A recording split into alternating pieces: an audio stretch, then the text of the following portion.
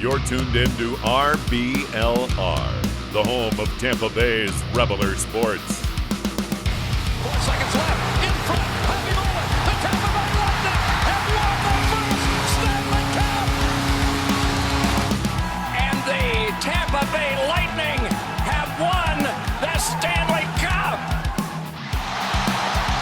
Lightning strikes twice. The Tampa Bay Lightning win their second straight Stanley Cup.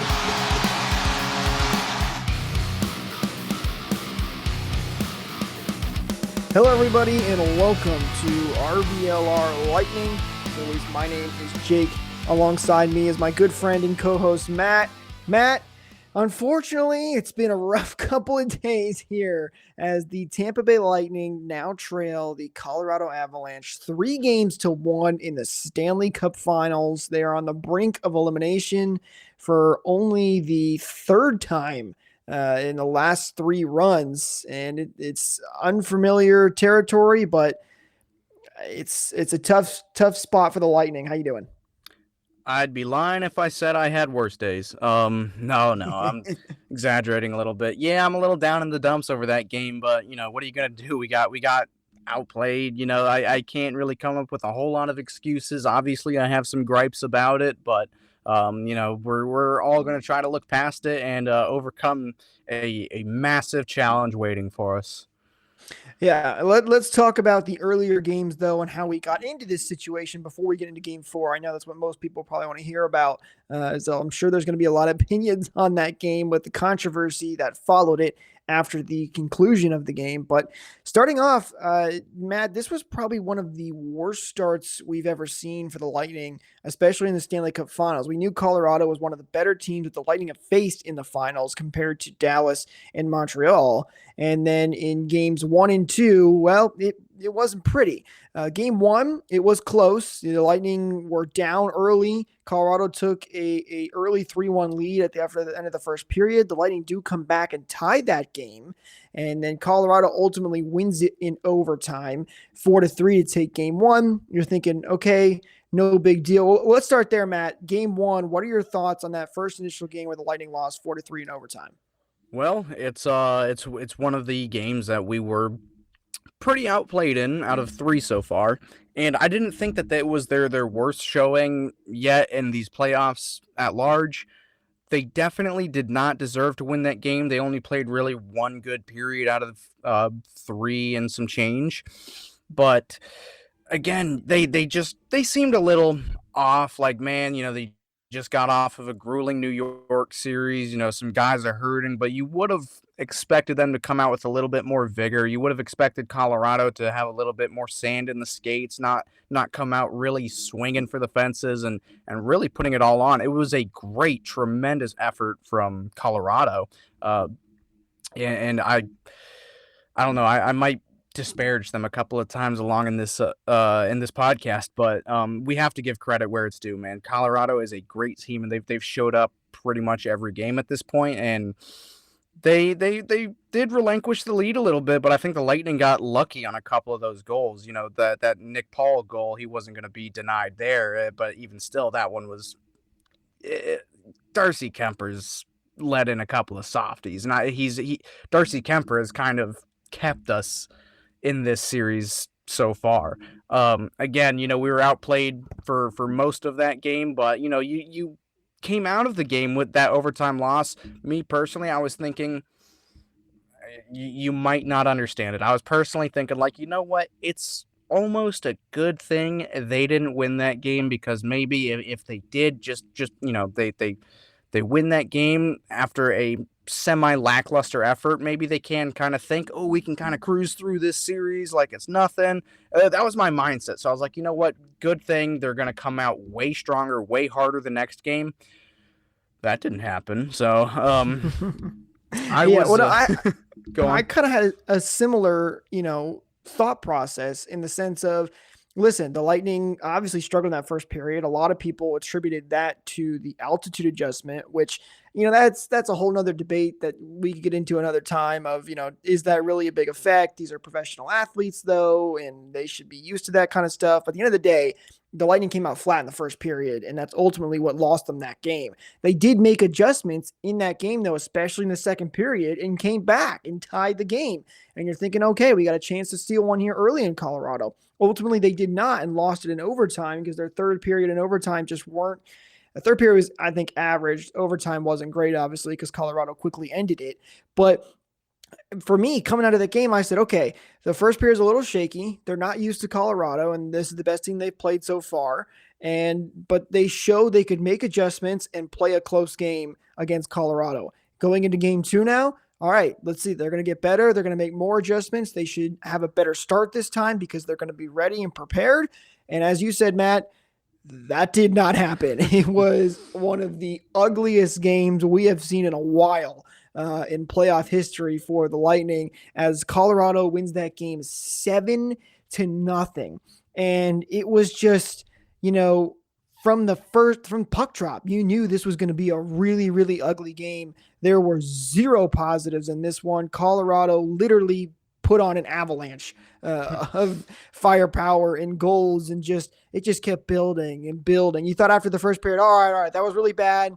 We were in this situation before, though. Let's come back again. Nope, it got worse. And then after the second period, you're like, all right, let's just gain some momentum and get ready for game 3 back in Tampa. Nope, it just got worse. It just got worse and worse and worse. That was a disastrous game. And what was interesting, too, is it's the flip of what happened in the New York series, right? Yeah. In the New York series, the Lightning got killed in game 1. It was a 6-2 final, if I remember correctly. And then it was a close loss in game 2. This time, the Lightning played close and then got blown out. And it was really weird to see the way that worked out, because you think it would be at least the opposite. But definitely a devastating loss in the sense of you're thinking, hey, we can compete with this team. And then they just, I don't even know what the word is for it. They destroyed the Lightning and just went to town and took advantage of every mistake they made and took a 2-0 series lead. No vernacular can describe how Colorado just, again, they were clinical in game 7. I have to ask you this, Jake, and I'm not going to grill you personally for it. Did you watch all 60 minutes of game 2? Listen, I was at a bar with some friends, and, as those goals kept coming in, I was like, yeah, I'll take one more beer. So I may not have been paying full attention to the game, but I knew the final of the score, and I knew it wasn't pretty. So, again, I'm like, it's no secret at this point, and you guys are the same, but I am so emotionally affected by this team that it's like watching a loved one be tortured, watching that. So after goal number 3, I had to close the laptop and just go for a quick walk, clear my head, left the phone at home. I don't care. I don't want to get any score updates. So I'm like, you know what? I come back from the walk. I was out for like 30 minutes or so, and I was like, you know what? Maybe they got a goal or 2 or something, and something, little chance, little spark. There's no way they could play a worse period. And I come back, I open up the laptop, I get a stream on. As soon as I press play, goal number 5 comes in. I just shut it right back down. I hate saying like, oh, I quit on a game early or whatever. I know some people will say that's sacrilegious or whatever, but man, it's literally like torture to me. I really couldn't watch. I watched again up until goal 3, and then I watched about the last 10 minutes of the third period, just seeing if honestly, anything could happen. I wish happen. I could do that. I wish I had your power to close it out, because I keep watching for some reason, because I'm such a diehard fan, and it's very painful, man. Let me tell you. So be grateful. You're trying to say I'm a casual? No. No. It would just be it's too painful for me. But again, you know what? So if there was one takeaway from the game, I did see a really cool Vasilevsky save, but that was about it. That was the only highlight I could really say that I saw from that game. Everything else was just abysmal. Everybody just looked like they were completely outmatched and exhausted.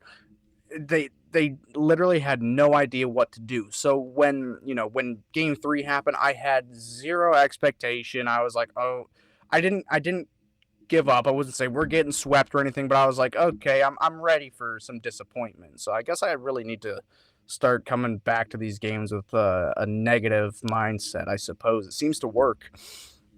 Yeah, right. Getting into those superstitions and only continue to build on them. But a lot of people heading into game 3 had given up hope. And, the diehard in me obviously is like, no, you can't give up hope. It's never over till it's over. But when you look at it from a fan's perspective, especially more of a casual fan, you understand where they're coming from and why they're frustrated. You just watch your team get destroyed 7-0, and you're like, why should I have any hope for the rest of this series? But the Lightning had been in this position before against the Rangers, down 2-0, then won 4 straight to come back to win that series. And if any team could jump back, they could do this. So a lot of people were like, listen, Lightning fans, don't burn your shirts just yet, which, by the way, if you did accidentally burn your shirt and jump the gun, make sure you head over to rblr.com and check out the shop. You can pick up some new shirts, right? Get some new merchandise for this comeback that we're getting ready to set on here, which we'll get to in just a minute. So also don't forget to use code BOLTS at checkout too to get 10% off your order as well. But back into the games, a lot of Lightning fans not feeling good, but you're thinking, hey, hopefully this is similar to the New York series, and they're going to come back from 0-2, respond well on home ice, tie the series up 2-2, and then we go from there. And the Lightning responded in a huge way. They put their own avalanche of goals out there and dominated in this game. Although the funny thing was, early on in the game, Avalanche actually looked like the better team. I remember they had the first initial goal, which was then called back for offsides. And then Landeskog ended up scoring on the power play to give the Avalanche a 1-0 lead. And then after that, it felt like the Lightning said, okay, enough is enough. We're not having this anymore. And the Lightning just dominated for the rest of the game and never looked back. So huge response for the Lightning to say, hey, no, we are the back-to-back Stanley Cup champs. We are in this thing. And it's just a fantastic game overall for the Lightning, Matt. Yeah, after that first, the Nichushkin goal, the disallowed goal, I definitely got a little worried. If they came out extremely strong, the Avalanche, and then Nichushkin, he pots that goal, turns out to be offside, which was a huge break for the Lightning, and then still another kind of backbreaker when Landeskog scored that power play goal. It's another issue that we've had is the penalty kill and just taking dumb penalties. I'm sure you've got something to say about that, Jake. But yeah, after that Cirelli rush chance where he kind of, I'm gonna say he pulled the Kucherov move, but he kind of whiffed it.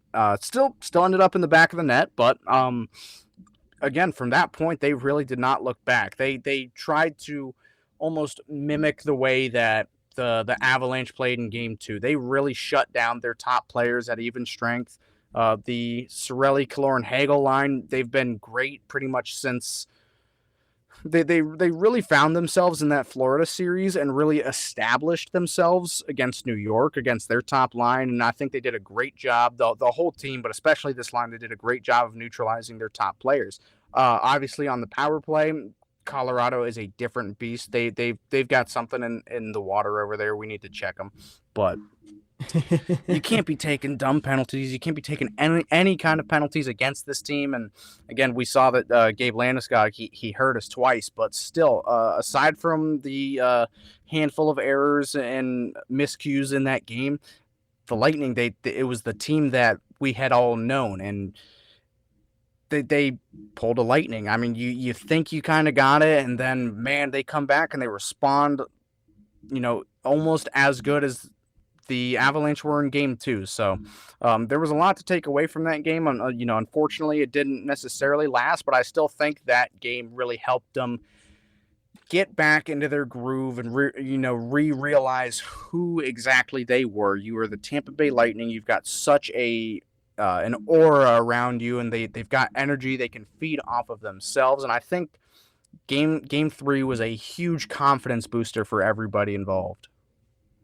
It was absolutely a confidence booster. It made Lightning fans feel good. I think the Lightning players themselves got a bunch of confidence back, and you thought, okay, moving into game 4, this could be big for the Lightning to try and tie it up.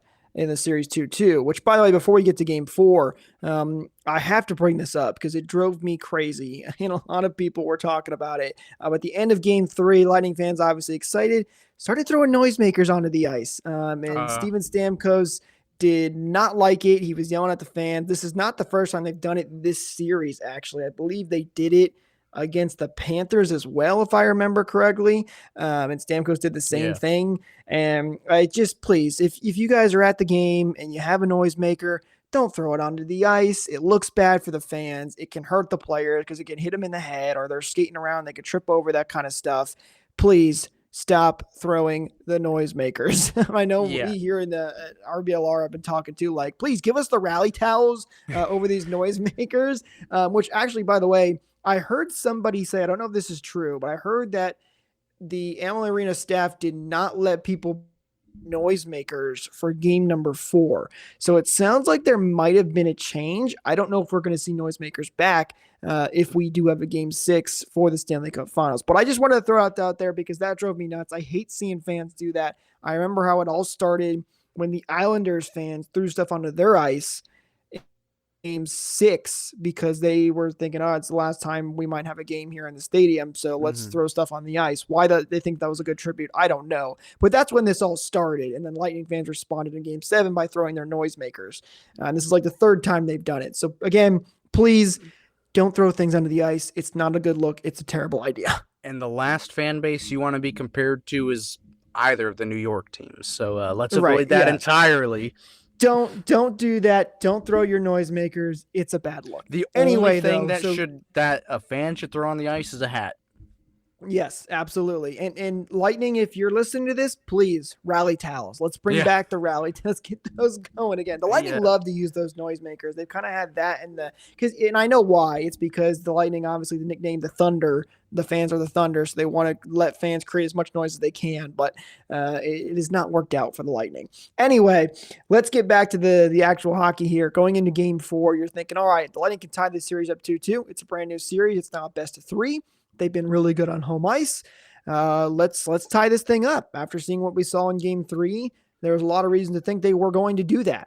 And early on in this game, Matt, it looked like the Lightning would. They took a early 1-0. It was 38 seconds into the game.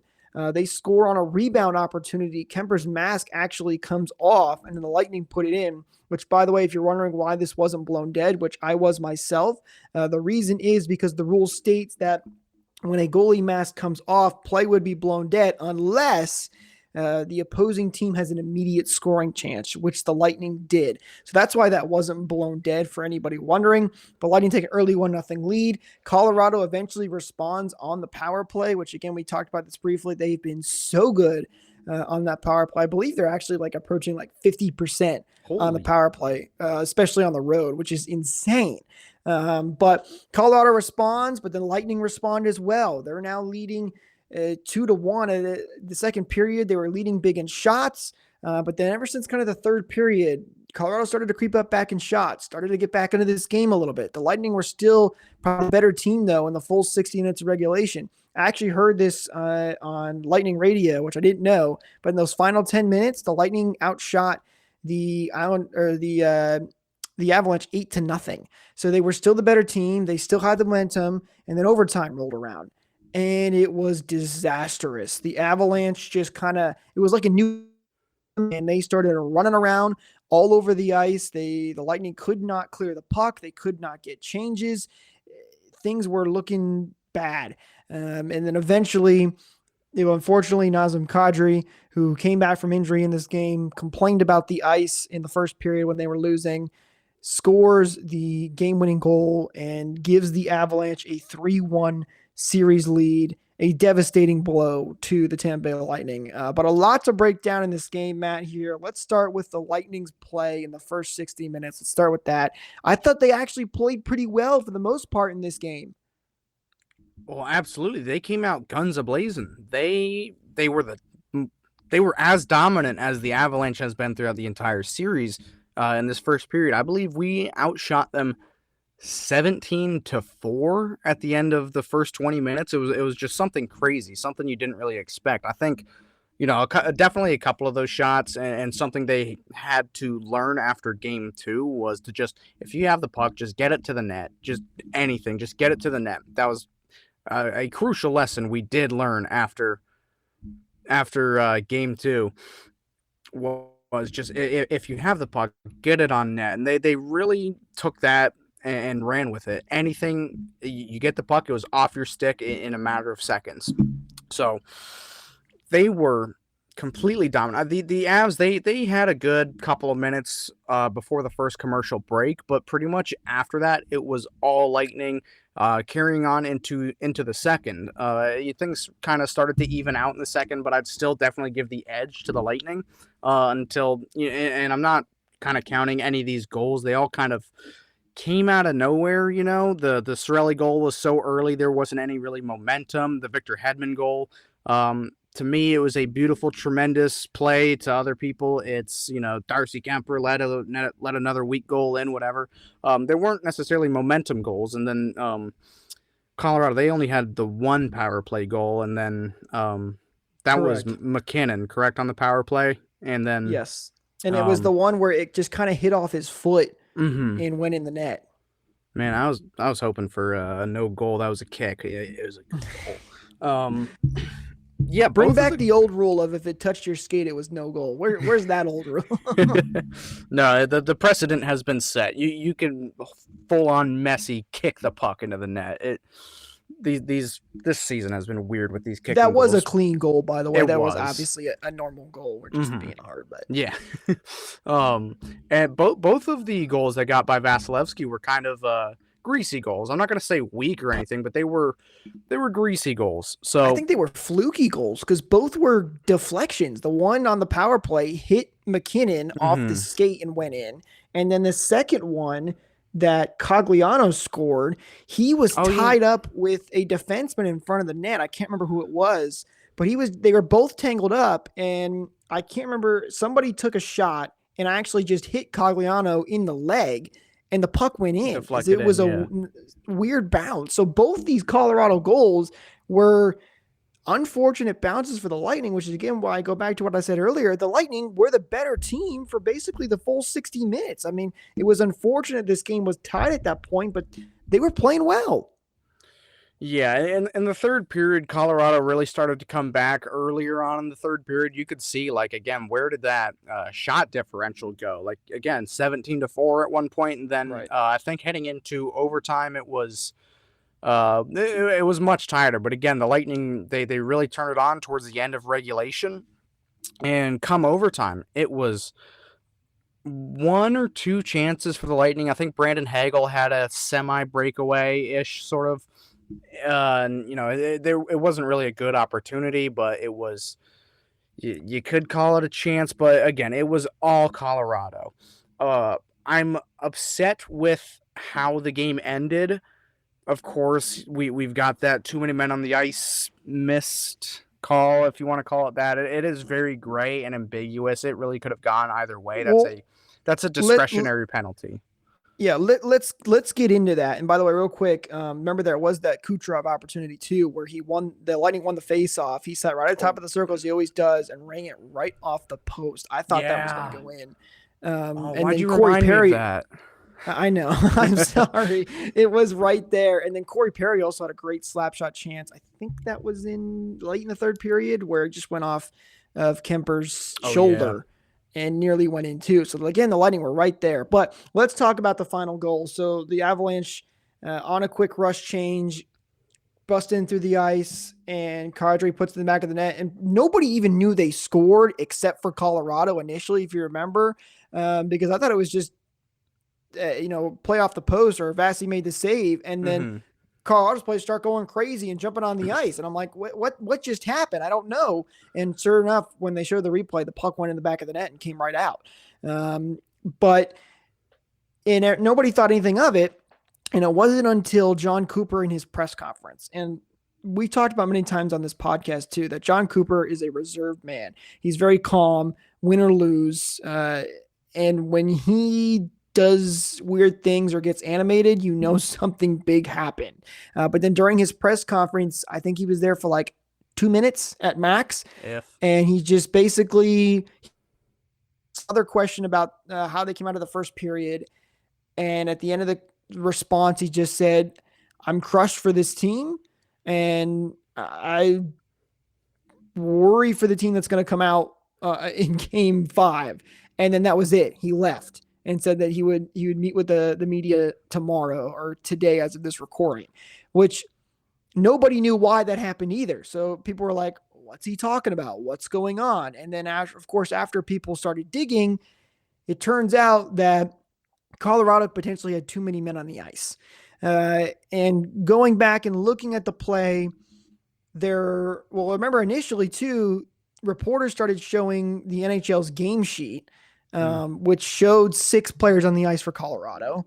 Then people started going back. This was a whole thing that it started coming out on Twitter over the course of 30 minutes. So it was just madness online. But then people started showing clips, started counting players, and all this sorts of different stuff. At the end of the day, Colorado did have 6 players on the ice. Kadri came on for McKinnon. McKinnon was still well on the ice. Kadri quickly jumps up on the play. McKinnon goes to the bench.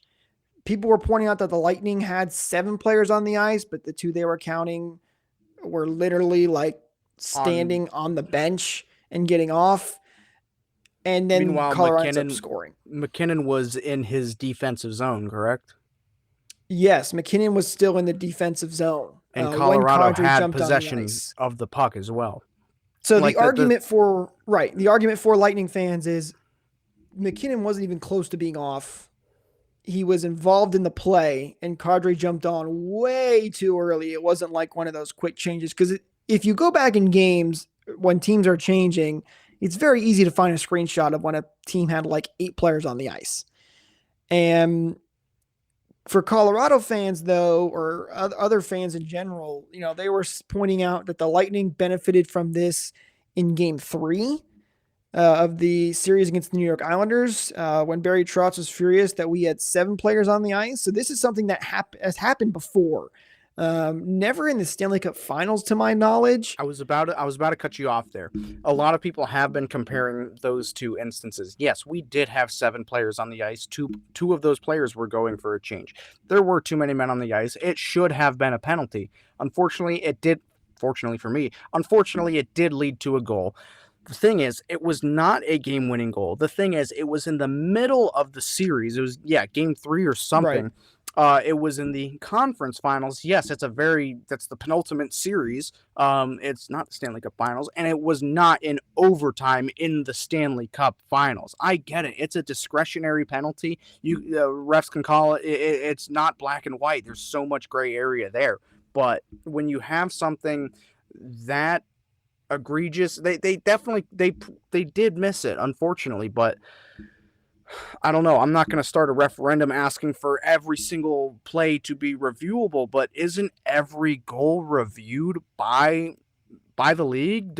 Would that not be considered an infraction? Am I correct? Especially goals or any single play. It doesn't even have to be a goal in the last 5 minutes of regulation, and any play in overtime is always automatically reviewed by the league. So, again, I'm not a rule expert or anything like that. I'll leave that to you, Jake. But to me, that this really was blown, in my opinion. And I definitely have my rose-colored glasses on right now. I'm so 100% homer for the Lightning, and I'm heartbroken over this loss. So I might be a little out of line saying this, but I'm hurt. I think that it was quite the jobbing on behalf of of all 4 of the on-ice officials.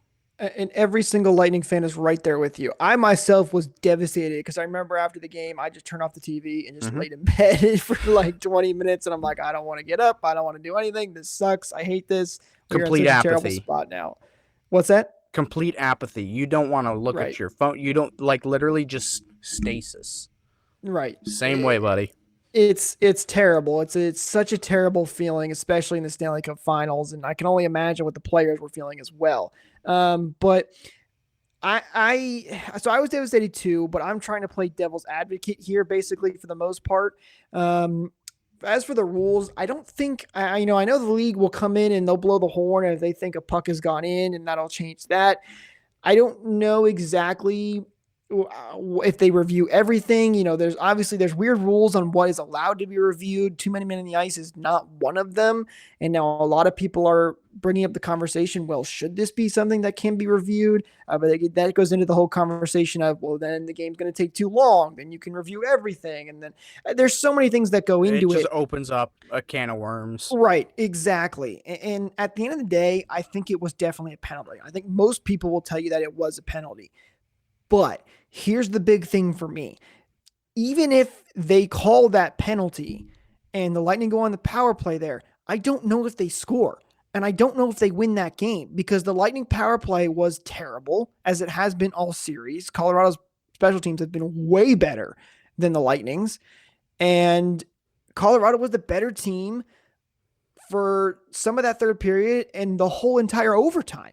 So at the end of the day, I've said this countless times when penalties have benefited the Lightning, is that good teams find ways to overcome this kind of stuff. It's going to happen. Now, this one stings, again, as you said, because it's the Stanley Cup Finals. It's in overtime. It now puts the Lightning on the brink of elimination. But again, good teams find ways to overcome these types of situations. And if you weren't playing this bad and letting Colorado run all over you, you wouldn't have been in this position. And So I wouldn't be nearly as sour about this, about the way we lost, given the way that we lost. If we had lost fair and square, you would not hear this show would be Right. over by now. I would have accepted it. I think I'm a pretty good loser, especially being a fan of this team. It's hard to be a good loser. And that's the It's biggest true. thing. That's the biggest thing I've said all day is like, man, if we could have lost with a little bit of with clarity, if it was a black and white goal, if we just clearly got beat, I wouldn't have this same sour taste in my mouth. But given the way that we did go out, yes, I do feel a little robbed, and everybody hurts. Everybody hurts, and obviously you cannot hang your head on it. There is no like reparations we will get for this. The only thing we the Lightning can do is just show out and keep this thing a series and just play as hard as you can and not let this drag you down. If anything, use it as bulletin board material. You know, the refs are against us, blah blah blah blah blah. Just persevere through it. But again, I would not be nearly as sour about losing it if we hadn't lost this way. At the end of the day, the call was made, what, now, for 24 hours ago? Oh, not quite, but it was made. The call was not made, and the game is over. You have to move on. And you cannot sit on the, even if the Lightning end up losing this series, this is something you cannot keep constantly going back to, because it happens. It happens. It sucks, and it's devastating, and maybe there should be a rule change, and maybe this stuff should be reviewable, but it's over. The Lightning have to move on. I think the players kind of echoed this sentiment too, where they're like, listen, Cooper said this too. He came back and he apologized for his press conference too, for leaving so early. He's like, listen, it happened. We're moved on and we're focused on game 5. Luckily this is not over for the have a chance to pull off something only one other team has ever done in the Stanley Cup Finals and come back from a 3-1 deficit. So that's the mentality you have to have moving forward. Forget this, get it out of your system. It sucks, but at the end of the day, it does not matter. And I, do believe the right team won, in the sense of Colorado was the better team in overtime, and They I were think gonna they would have win. scored either way. They were going to win Yeah. without that. Right? They Or really should would. have. Yeah. I'm And not going to say gonna. so let's talk about going forward though here now, looking into game 5 and hopefully game 6 and 7. Matt, my biggest thing for the Lightning is, listen, this is going to be tough, because you're going into Colorado now with the cup in the building. Those fans are going to be going absolutely crazy for their chance to win their second cup since 2001. So it's been 11 years or more. I can't remember exactly. I'm terrible at math. So I think 12. So yeah, it's been a long time is what I'm saying. 21. Yes. Thank you, Eureka, who was in the background. 20. I can't do math. 21 years though. So, those fans are going to be loud. They're going to be excited. Colorado's going to come out flying, and you're going to have to put your best foot forward. That's going to be really hard to do. And even if you win game 5, then luckily you're at home ice for game 6, but then you have to go back to Colorado again and win it in game 7. So it's going to be really tough. My biggest thing, Matt, I think, is special teams. Listen, the Lightning have showed they can hang with Colorado 5-on-5. We saw it in game 1, not in game 2, but we saw it in games 1 and game 3 and game 4 that a lot of Colorado's goals have come on the power play. And 5-on-5, the Lightning have been the better team for parts of this series, but one of the biggest differences has been special teams. The Lightning are not scoring on the power play when they have opportunities, but when Colorado's on the power play, they are running all over the ice. They're making the Lightning move, and they're constantly putting the puck in the back of the net. Special teams has been huge in this series, and if the Lightning want to come back from a 3-1 deficit, they have to either A, stay out of the box, which has been near impossible for this team, or B, adjust your penalty kill because it is not working. And this is, again, credit to Colorado and how good their power play is. But make some adjustments and clear those pucks. When you do get your hands on it, make sure that puck gets out because Lightning have struggled to clear it and make changes. Right. And then adjust your power play. The Lightning power play has not been good. I don't know if that's been because of Braden Point missing, which we'll get to him in a minute as well, but they have to make big adjustments on special teams for me. I don't know about your thoughts, Matt, though, moving forward here now as the Lightning look to avoid elimination and come back down from 3-1, which they've done once, by the way. Last time the Lightning did it was in 2011 against the Pittsburgh Penguins. You're absolutely right. The penalty kill does look like it needs some work. It needs some love. It's also a factor of Colorado's power play being the hockey equivalent of the Harlem Globetrotters. It's spectacular. Thank you, Eureka, for putting that in my head. Again, the PK does need some work, but really the best thing you can do is way easier said than done, but stay out of the box. There were a couple of bad penalties. If these were penalties necessary to stave off a goal at even strength, I wouldn't be so upset. But we've seen a couple of dumb penalties. Ryan McDonough earlier in this series just took a stupid roughing call early on in the game, which ended up leading to a goal.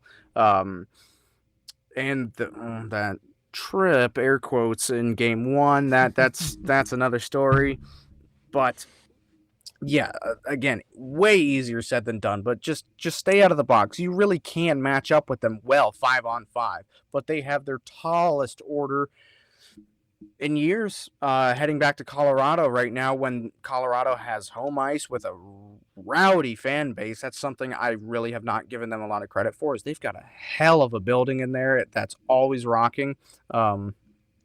But as well as last change. This hasn't been a very matchup heavy series, but when Jared Bednar can put the lines out he wants when he wants, other than an icing, the Lightning really have to pre-plan for what they're going to be up against, and John Cooper really needs to put his patented coaching hat on and really try to match up with who Bednar is going to throw out on the ice and anticipate for who he will throw out on the ice.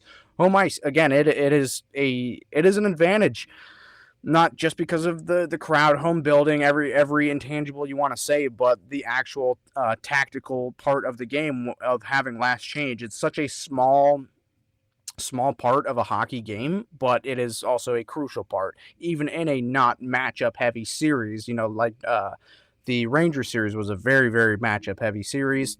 This one, not so much, but still you have to put your best players out there against their best players, given the situation. So, again, there's not a whole lot of things that we can say that are new about what the Lightning need to do in this scenario, but there is no bigger task that they have ever had.